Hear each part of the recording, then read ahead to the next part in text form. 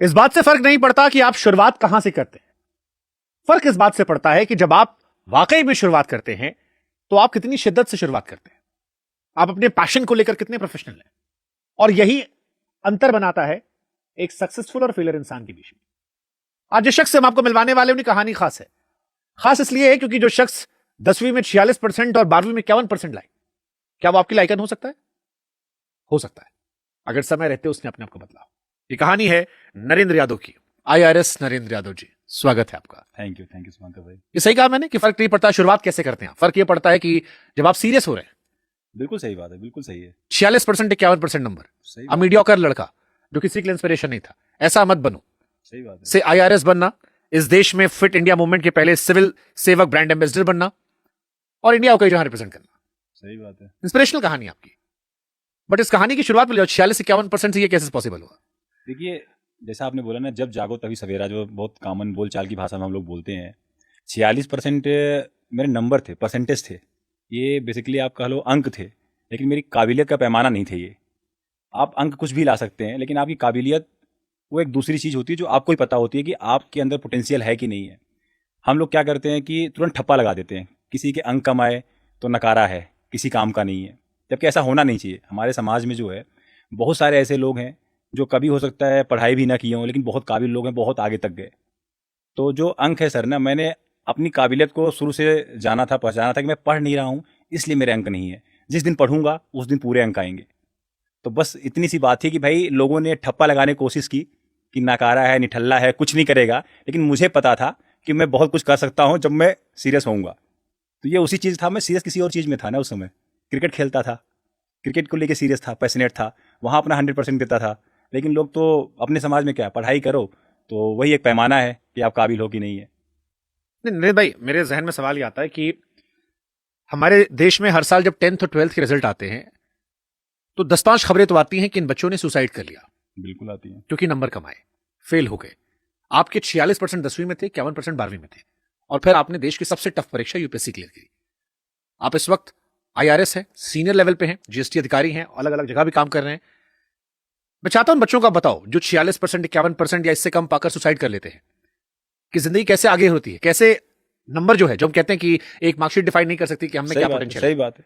नहीं, मैं सारे बच्चों से यही कहना चाहता हूँ कि आपके अंक कम आ रहे हैं तो दो चीज़ें हैं। एक तो आप ये समझो कि आपने साल भर पढ़ा है क्या। नॉर्मली क्या होता है हमारे यहाँ सिस्टम क्या है एजुकेशन का, कि जब एग्जाम आता है तो हम लोग पढ़ना शुरू करते हैं, और कुछ बच्चे होते हैं जो साल भर पढ़ रहे होते हैं। अगर आप उस कैटेगरी में हो जो एग्जाम आ रहा है तब पढ़ रहे हो और आपके नंबर कम आ रहे हैं, तो आप रिलैक्स रहो, मतलब आप बहुत चिल हो और बहुत अच्छा करोगे, आपको परेशान होने की जरूरत नहीं है।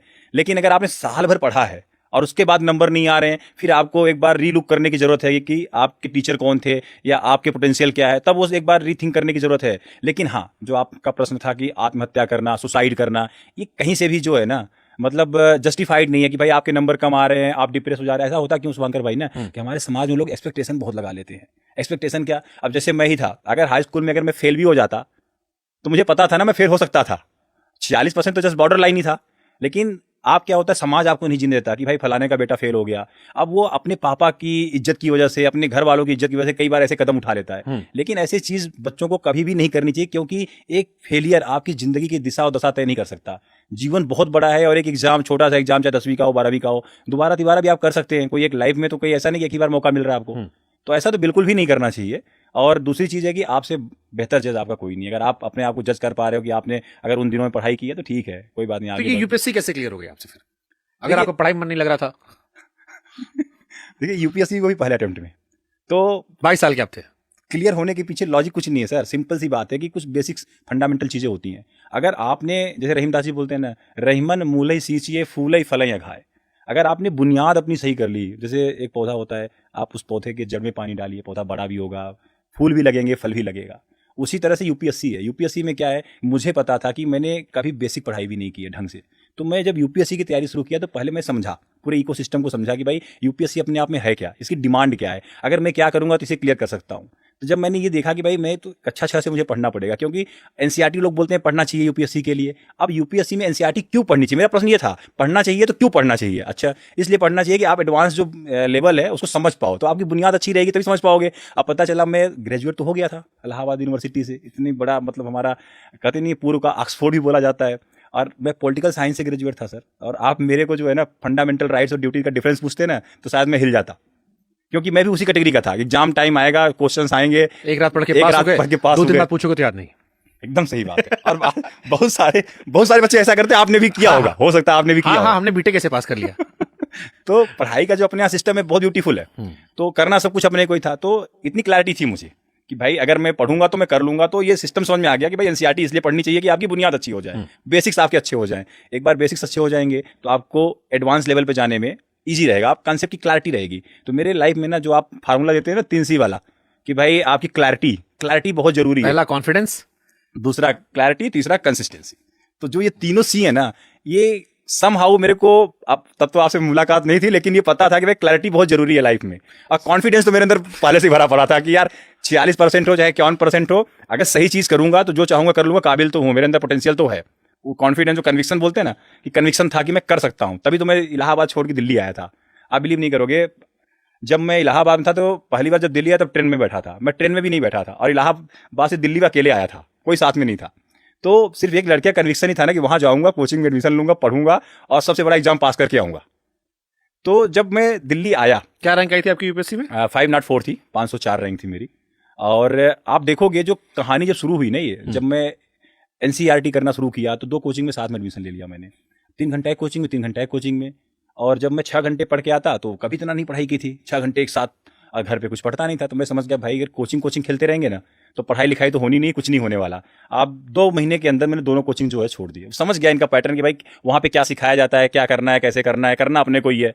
जैसे होता नहीं कि भाई जब तक खुद नहीं पढ़ोगे ना आप कुछ नहीं करने वाले, किसी के पढ़ाने से आप ज्ञानी नहीं बन सकते, पढ़ना तो खुद ही पड़ेगा।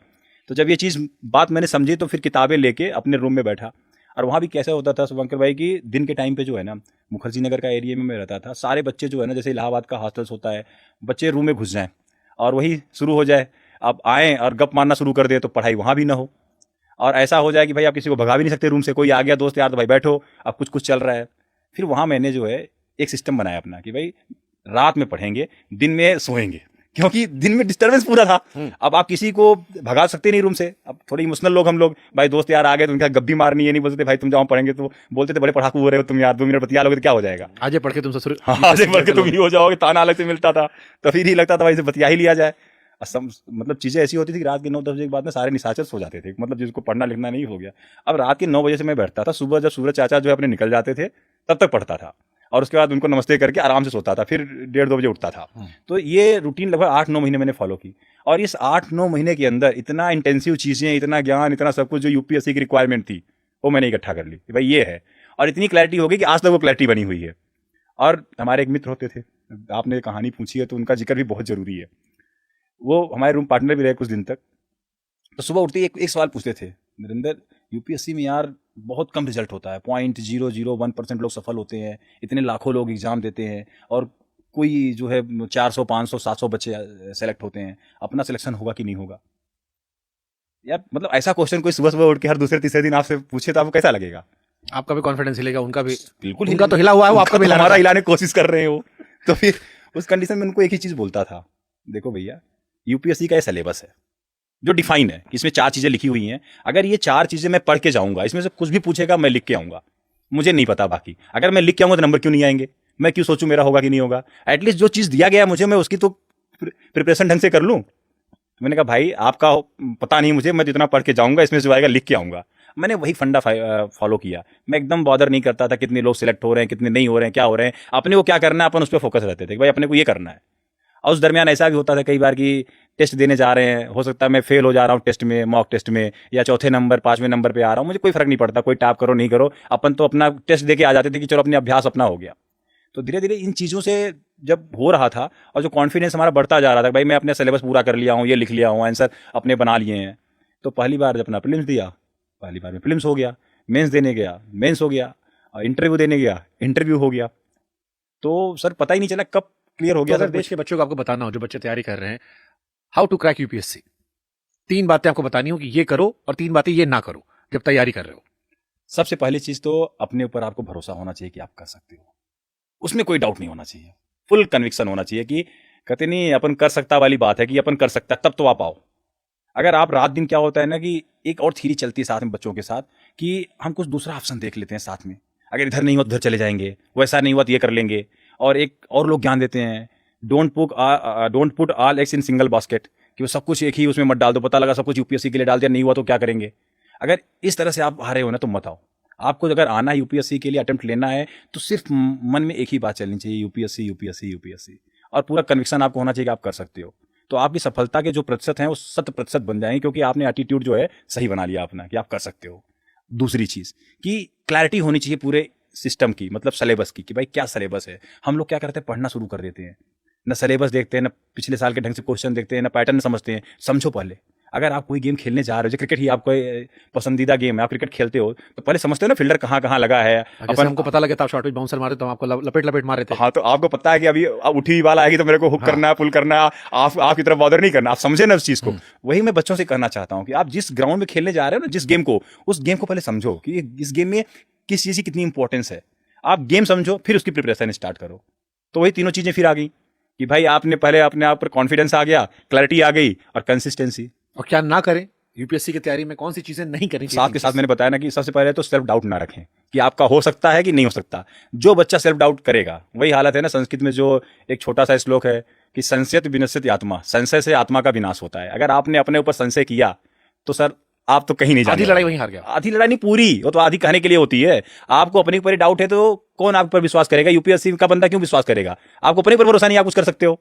तो यूपीएससी के तो लोग ही बैठे हुए हैं भाई जज करने के लिए कि आप इतने बड़े पद पे जाओगे, कुछ बनोगे, आपसे लीडरशिप क्वालिटी की उम्मीद की जा रही है, आप खुद ही डरे हुए हो कि मैं कुछ कर पाऊंगा कि नहीं कर पाऊंगा, लीड कर पाऊंगा कि नहीं कर पाऊंगा, क्यों लेंगे आपको? तो सबसे पहली चीज तो डाउट, सेल्फ डाउट तो एकदम आप बंद कर दो। सेल्फ डाउट तो आपको करना ही नहीं है। दूसरी चीज है जो कंसिस्टेंसी है। एक होती है इंटेंसिटी, एक होती है कंसिस्टेंसी। इंटेंसिटी जो होती है ना, आप 4 दिन बहुत अच्छा पढ़ते हो, लेकिन जो कंसिस्टेंसी होती है, चाहे आप 4 घंटे या 2 घंटे पढ़ो, लेकिन रेगुलर पढ़ो, तो consistency always beat intensity. Nice, तो ब्यूटीफुल थॉट। आपने क्या करना है कि आप भाई 4 घंटे के बजाय अगर आप 2-2 घंटे लगातार पढ़ोगे ना, तो आपके पास करने के जो परसेंटेज हैं बहुत ज़्यादा रहेंगे, हाई रहेंगे। लेकिन आपने इंटेंसिटी में नहीं जाना है। आपने समझना है धीरे धीरे, जैसे चूहा होता है ना, कुतरते कुतरते कुतरते कुतरते सब कुछ कुतर देता है, वैसे अगर आप लगे रहोगे ना तो आप पक्का कर जाओगे। इस पे भी कुछ लिखा था। किस चीज़ पे? इस पे लगे रहो पे, कि लगे रहो, जमे रहो, डटे रहो। लगे रहो, जमे रहो, डटे रहो। दुनिया चाहे ना चाहे एक रोज तुम्हें सराखों पर बिठाएगी, लेकिन शर्त यही है, रोज लगे रहो, जमे रहो और डटे रहो। सार वही है, कंसिस्टेंसी। अगर आप कुछ भी कर रहे हैं, लगातार कर रहे हैं, थोड़ा थोड़ा चीज़ कर रहे हैं, तो एक बात और बताता हूँ, आपका जैसे एक न्यूरल पाथवे होता है ना, आप समझो कि जैसे आप जंगल होता है, आप जंगल में जा रहे होते हो, तो पहले दिन जाओगे तो बहुत सारी झाड़ियाँ रहेंगी, पेड़ पौधे रहेंगे, पत्तियाँ रहेंगी, रास्ता नहीं दिखेगा आपको, रास्ता बनेगा भी नहीं। लेकिन अगर आप रेगुलर उस रास्ते से जाओ, कोशिश करोगे उस जंगल जाने की ना, तो आप बिलीव नहीं करो, कुछ दिन में एक बढ़िया शानदार रास्ता बन जाता है वहाँ पे। वो किसका परिणाम होता है? आपकी कंसिस्टेंसी का। आप लगातार जा रहे हो, वैसे ही हमारा दिमाग होता है, एक न्यूरल पथ बन जाता है। जब हम अपने ब्रेन को जो है ट्रेन करना शुरू, पढ़ने का मन किसी का नहीं होता, मेरा तो बिल्कुल भी नहीं होता है। मैं तो ऑन कैमरा बोल रहा हूँ कि मैं कुछ भी नहीं पढ़ना चाहता हूँ, लेकिन हाँ, अगर इस पढ़ाई से मुझे कुछ हासिल करना है, उसके लिए पढ़ना, मैं पढ़ूंगा, क्योंकि मेरे पास एक पर्पज है। और अगर मैं अपने दिमाग को ट्रेंड कर रहा हूँ उसके लिए, तो हमारे ब्रेन में क्या होता है ना कि जब हम कुछ अपने प्लेजर के अगेंस्ट जा रहे हैं, जहां पे हमें सुख मिल रहा है उसके अगेंस्ट जा रहे हैं, कुछ कर रहे हैं, तो एक रास्ता वहां बनना शुरू हो जाता है। अगर आप उसका अभ्यास लगातार करेंगे ना, तो ये चीज आपकी हैबिट में आ जाएगा और इससे फिर आपको पेन नहीं होगा, वो आप उसको एंजॉय करने लग जाते हो। जैसे पढ़ाई भी होती है ना, फिर पढ़ाई को आप एंजॉय करना शुरू कर देते हो, लेकिन कंसिस्टेंसी अगर रहेगी तभी। तो मेरे ख्याल से बच्चों को समझाना चाह रहा हूँ ना, हो सकता है आपको शुरुआत में तकलीफ हो पढ़ने में, लेकिन अगर आप लगातार बिना मन किए, मन नहीं कर रहा तब भी लगे हो कर रहे हो, तो कुछ दिन के बाद ये चीज़ें आसान हो जाएंगी। आप अच्छे से पढ़ाई भी कर पाओगे, आप जो चीज़ अचीव करना चाहते हो, नोट्स बनाना चाहते हो, सब बन जाएंगे। अंग्रेजी कितना फर्क पड़ता है? कई लोग कहते हैं कि यार हमारी अंग्रेजी कमजोर थी इसलिए यूपीएससी क्लियर नहीं कर पाए। बहुत बेसिक और बुनियादी इंग्लिश पूछी जाती है यूपीएससी में। मुझे नहीं लगता कि अगर मतलब 10वीं तक का अगर आपको इंग्लिश का ज्ञान है तो आप इंग्लिश यूपीएससी की पास कर सकते हो। ये एक बहाना है सर। देखिए, मैं आपको फिर कहना चाहूँगा कि अगर आपको कुछ करना है ना, तो आप एक रास्ता खोज लेंगे, अगर नहीं करना है तो एक बहाना खोज लेंगे। ऐसे लोग वही लोग हैं जो करना नहीं चाहते थे और अंग्रेजी के ऊपर एक बहाना चेप दिया कि भाई मेरी अंग्रेजी कमजोर थी इसलिए मैं नहीं कर। सर, हिंदी माध्यम कम है और हार्ड कोर हिंदी माध्यम की स्कूल से पढ़ा हुआ, कोई इंग्लिश मीडियम नहीं, दूर दूर तक नाता नहीं। लेकिन हाँ, अगर इंग्लिश करनी थी, उस लेवल की पास करना था, तो पढ़ा उसके लिए और करके आया। इंटरव्यूज यूपीएससी के बड़े चर्चा में रहते हैं। हाँ, रहते हैं। कई बार बड़े अजीबोगरीब सवालों को लेकर, कई बार रोचक सवालों को लेकर, और भविष्य शायद वहीं से तय होता है कौन क्लियर कर पाएगा। बहुत कुछ रोल प्ले कर देता है आपके रैंकिंग में, आपके फाइनल सिलेक्शन में। कि आपसे क्या सवाल पूछा गया। अभी हमने हाल फिलहाल में एक तालिबान का पॉडकास्ट किया था, फिर हमको पता लगा कि तालिबान ने ही आपको यूपीएससी क्लियर करवाई है। मैं तो मानता हूं इस चीज को। तालिबान की वजह से बने आप? एक्चुअल क्या था, मैं आपको स्टोरी बताता हूँ कि मेरे इंटरव्यू में, मेरा इंटरव्यू मुश्किल से 10-15 मिनट चला था, 15 मिनट हार्डली। आमतौर पर कितना बड़ा होता है? नॉर्मली होता है 35-40 मिनट का, और 15 मिनट मतलब आपको आउटराइटली रिजेक्ट कर दिया गया, ऐसा माना जाता है कि भाई कुछ आपको ऐसा पता लगा उनको कि भाई उन्होंने आपको जज करना ही बंद कर दिया, बोले जाओ। तो मेरे से पहला क्वेश्चन जो था वहाँ पे ये पूछा गया कि भाई उस समय कुछ एक्सट्रीमिस्ट तालिबान और कुछ मॉडरेट या कुछ अच्छे या कुछ बुरे, बैड और गुड वाला कंसेप्ट चल रहा था। तो बोले बराक ओबामा जी बोलते हैं कि कुछ तालिबान बैड्स हैं, कुछ अच्छे भी हैं, आपकी क्या राय है? तो मैं तो एकदम बाउंसर था मेरे लिए, मैंने कहा भाई तालिबान, और मैं तो हमेशा एक्सट्रीमिस्ट ही मानता था। तो मैंने कहा यहाँ पे कुछ बोलूंगा तो और ही खींचेंगे मुझे और लपेटेंगे। मैंने सिंपल बोला कि मेरे पास कोई तथ्यात्मक जानकारी नहीं है, कोई फैक्चुअल डेटा नहीं है जिसके बेसिस पे मैं बोल सकूं कि कुछ अच्छे हैं कुछ बुरे हैं। ओबामा जी के पास होगा, उनकी रिसर्च टीम के पास होगा जिसके बेसिस वो बोल रहे हैं, मेरे पास नहीं है। सर आप बिलीव नहीं करेंगे, अगला कोई काउंटर क्वेश्चन नहीं है। तो मैं तो बोलता हूँ कि इसमें तो पूछ सकते थे यार वो कि आप थोड़ा अवेयर कम है, आप दिन दुनिया खबरें नहीं पढ़ रहे हैं, ब्ला आप कैसे यूपीएससी की तैयारी कर रहे हैं अगर आपको समाज के बारे में नहीं पता। सर आप बिल्कुल सही कह रहे हैं। आप शुभांकर भाई एक चीज समझो, आपकी जो डिप्लोमेसी होती है ना, ये डिप्लोमेसी है कि आप पास अगर फैक्चुअल जानकारी नहीं है तो आप मत बोलो। यूपीएससी के बंदे से उम्मीद की जाती है कि आप फैक्ट पे बात करो। हाँ, ये बोलना कि भाई आपको अवेयरनेस बढ़ानी चाहिए अपनी, एक अलग मुद्दा है। हाँ, मतलब लेकिन हाँ, मैं लपेटता अगर गोल गोल जानकारी ना होने के बावजूद तो निगेटिव रहता। हाँ। यहाँ पे मैंने जानकारी नहीं थी तो मैंने बोल दिया कि मेरी जो नॉलेज है वो कम है, तो ठीक है, आप ओके हो, आप ईमानदार हो, ऑनेस्ट हो, आप अननेसेसरली किसी का टाइम खराब नहीं कर रहे हो बोर्ड का एटलीस्ट। तो यूपीएससी के इंटरव्यू में क्या सावधानी बरतते हैं, मतलब थोड़ा बताओ ना इस बारे में, क्योंकि मैंने सुना बच्चे उसके लिए बड़े परेशान होते हैं। बहुत बहुत ईमानदारी की बात बताऊं तो आप एक तो पहली बात जैसे हो ना आप वैसे ही जाओ। लोग क्या करते हैं ना, अपनी पर्सनालिटी को बदलने की कोशिश करते हैं मॉक इंटरव्यू देके, ऐसे नहीं करना है, ये हाव भाव रखना है, वैसे करना है, बिल्कुल भी गलत है। आपकी जितनी बनावटीपन है ना, मुश्किल से 5 मिनट 10 मिनट के बाद आप एकदम नेचुरल हो जाते हो जैसे आप रहते हो। तो पहली बात आप उसी कोशिश ही मत करो। और दूसरी चीज़ की वहाँ पे जो 5 लोग बैठे होते हैं वो सब 55 साल का एक्सपीरियंस होता है, किसी किसी को 65 साल का एक्सपीरियंस होता है, सब स्कैनर है। आप जो बोल रहे हो, अगर मन से बोल रहे हो, अंदर से बोल रहे हो तो भी पकड़ लेते हैं, जुबान से बोल रहे हो तो भी पकड़ लेते हैं। तो आपको जज करना उनके लिए 10-15 मिनट ही चाहिए, उससे ज़्यादा नहीं चाहिए। हाँ, अगर आप बहुत कॉम्प्लेक्स पर्सनालिटी हो तो सकता है 25-30 मिनट उनको लग जाए कि लड़का है क्या, समझ में नहीं आ रहा है। तो कहने का मतलब है कि आप ओरिजिनल रहो और किसी के प्रति कोई बायसनेस लेके मत जाओ। जो समझ में आता है अपना स्टैंड लो और फैक्ट के साथ रहो, तथ्यों पे रहो। यूपीएससी बहुत आसान है, वो एक लीडर ढूंढते हैं तो लीडरशिप क्वालिटी दिखाओ उनको, और तो उनको कुछ चाहिए ही नहीं। वो आपका इंटरव्यू कहना ही गलत है, वो इंटरव्यू है ही नहीं है, वो बेसिकली पर्सनालिटी टेस्ट है। आपकी पर्सनालिटी में वो लीडर है क्या? आप पढ़ के आ गए, लिख के आ गए, रट्टा मार लिया, प्रीलिम्स हो गया, मेंस में आपने एक्सप्रेशन कर दिया, ठीक है। क्या आप खड़े होके लोगों के सामने 4 शब्द बोल सकते हो कि नहीं? आप लोगों को लीड कर सकते हो कि नहीं? वो आपके अंदर एक लीडर ढूंढते हैं। तो लीडरशिप आप क्वालिटी दिखाए, क्यों नंबर नहीं आएंगे? लेकिन बहुत सारे लड़के इसकी तैयारी करते डिमोटिवेट होते हैं। तो जो वो लड़के जो डिमोटिवेट है, डिप्रेस्ड है, वो कैसे अपने आप को ओवरकम करे? क्योंकि आपकी कहानी में तो 40-50% वाला लड़का यूपीएससी क्लियर कर रहा है, बड़ा फैसिनेटिंग लग रहा है मुझे तो और डिप्रेशन आपको है नहीं, कॉन्फिडेंस 7वें आसमान पे है, मुझे लग रहा है भाई जिंदगी झंड बा लेकिन घमंड बा तो लेकिन एक साधारण लड़का जिसके नंबर कम आ रहे हैं, जो डिप्रेस है, सपने बड़े हैं, वो डिप्रेशन कैसे निकले? देखिए, सबसे पहले तो जो आप डिप्रेशन शब्द का इस्तेमाल कर रहे हैं मैं इसी से सहमत नहीं हूँ, क्योंकि डिप्रेशन क्या है? अगर आप देखेंगे तो जो आप अपने ऊपर पूरा प्रेशर ले लिए हैं कि भाई मुझे नहीं हो पा रहा है, मैं नहीं कर पा रहा हूँ, मैं फेल होता जा रहा हूँ, अननेसेसरली आप प्रेशर ले रहे हैं। पहली बात तो डिप्रेशन में जाने की जरूरत ही नहीं है, क्योंकि आपका एग्जाम है। अगर आपने मान लीजिए तैयारी अच्छी नहीं थी, जल्दी कर लिए, कुछ ना कुछ तो दुर्घटना हुई होगी। जैसे आप क्रिकेट जब खेलने जाते हैं, कई बार आपने अगर अच्छी प्रैक्टिस नहीं की, आप कितने अच्छे खिलाड़ी हो, अगर आप जाते हो सकता है पहली बाल पे आप बोल्ड हो जाए, हो सकता है कई बार आप अगर अच्छी प्रैक्टिस कर गए तो उसका ही फायदा मिलता है। वहाँ पे आपको पहली गेंद से ही आपको अच्छे से आई साइट आपकी सेट हो जाती है, आप अच्छा खेलते हैं। तो एग्जाम भी सेम वैसे ही है। मान लीजिए कि आप यूपीएससी दे रहे हैं, प्रिपरेशन अच्छी नहीं तो फेल होना तो स्वाभाविक है। आप उसकी जितनी क्राइटेरिया है, तो अगर मान लीजिए 1 अटेम्प्ट लिया, 2 अटेम्प्ट लिया, फेल हो गए, आपके सपने बड़े हैं, तो एंड ऑफ द एरा नहीं है। आपने जो लर्निंग ली है वहां से, जो चीज़ें आपने सीखी है इस प्रोसेस में, उससे आप एक बहुत अच्छे नागरिक बनते हैं। फिर बहुत सारे अलग अलग चीज़ें हैं जिसमें आप काम कर सकते हैं आज के समय में। यूपीएससी के अलावा बहुत सारे एग्जाम हैं, तो डिप्रेस होने का तो मतलब ही नहीं है। अगर आप एक लीडर हैं, अगर आपको लगता है, आप मानते हैं आपके अंदर क्वालिटी है, तो आप कहते नहीं, जैसे आप भी बोलते हैं कि आपसे आज सब कुछ अगर छीन लिया जाए फिर आप वहीं से शुरू कर सकते हैं। तो डिप्रेशन किस चीज़ का भाई? एग्जाम तो ठीक है, पास हो गए, नहीं पास हुए तो कुछ और बेहतर करेंगे। तो बेहतर तो आप कभी भी कहीं भी कर सकते हैं, एग्जाम तो कोई क्राइटेरिया नहीं है। क्या बिना कोचिंग की यूपीएससी क्रैक हो सकती है? 200%। मैं आज भी बोलता हूं कि पढ़ाई का सिर्फ माहौल चाहिए आपको। माहौल को मैं बहुत वरीयता देता हूं, बिना माहौल के काम नहीं होता। आप कोई बच्चा मेरे से ये पूछे कि मैं दिल्ली जाके पढ़ सकता हूं, तो मैं बोलूंगा दिल्ली निकल जाओ। क्योंकि जब आप एक माहौल में रहते हो ना, तो आसपास जो लोग होते हैं ना, आप उनको देखते हो। आप देखते हो तो आप असेस करते हो अपने आप को। जैसे मानो कि अगर आप जिम में वर्कआउट कर रहे हो, वर्कआउट करते हो तो आप क्या होता है, एक इंसान को देखते हो कि यार मेरे ज़्यादा वजन उठा रहा है, आप मोटिवेट होते हो यार कि नहीं मेरे को भी अच्छी मसल बनानी, थोड़ा वजन ज़्यादा उठाऊंगा मैं भी। उसी तरह जब एक बच्चा ज़्यादा पढ़ रहा होता है तो आप उसको देख के थोड़ा मोटिवेटेड फील करते हो, आप इंस्पिरेशन लेते हो कि नहीं यार वो अच्छा कर रहा है, मुझे भी करना है, उसकी प्रिपरेशन इतनी हो गई है, मुझे भी करनी है। तो वो एक माहौल जो है ना आपको कम्पिटिटिवनेस देता है, आपको प्रेरित करता है कुछ अच्छा करने के लिए। लेकिन जब आप अकेले होते हो ना तो वहाँ पे सेल्फ अवेयरनेस आपको बहुत चाहिए कि मैं किस लेवल पे हूँ, मैं कितना कर लिया हूँ, क्योंकि ऑनलाइन भी आजकल सिस्टम चल रहा है, लेकिन सेल्फ अवेयरनेस तब भी आपको चाहिए। तो उस कंडीशन से कहीं बेहतर है कि आप जो है अगर आपको माहौल मिल रहा है तो आप माहौल में जाइए। अब रही बात कोचिंग करने की या नहीं करने की, तो कोचिंग का अगर ज्ञान आपको हो गया, आजकल तो ऑनलाइन भी है और आप सेल्फ अवेयर हो गए हो, तो कोई जरूरत नहीं कोचिंग करने की। मेरा सेल्फ अवेयरनेस ही था, मैं तो कोचिंग नाम के लिए गया था, दे के समझ गया कि भाई यहाँ पे आने का मतलब है कि फंसना, तो मैं तो निकल गया। और बहुत सारे बच्चे होते हैं कि कोचिंग ही आईएएस बना देगा, बिल्कुल भी नहीं है। कोचिंग तो आपको कहते हैं जैसे पानी होता है ना, पानी में आप तैरने जाते हो ना, पानी तैरने में सहायक होता है, अब पानी ही आपको तैरा देगा ये पॉसिबल नहीं है ना सर, वैसी कोचिंग है। तो जो बच्चा 9th-10th में पढ़ रहा हो, उसका सपना हो यूपीएससी क्रैक करने का, उसे क्या एडवाइस दोगे?